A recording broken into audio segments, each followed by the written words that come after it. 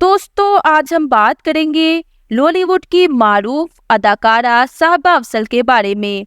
दोस्तों साहबा अफजल एक पाकिस्तानी अदाकारा और प्रोड्यूसर हैं।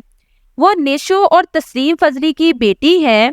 साहबा का असल नाम मुदीहा था। वो अदाकारा नेशो की बेटी हैं। साहबा ने अपने करियर का आगाज बतौर मारूफ अदाकारा किया, लेकिन इसका इख्तिताम मावन किरदारों की सूरत में हुआ। इनकी पहली फिल्म मोहब्बत के सौदागर थी, जो कि 1992 में रिलीज हुई।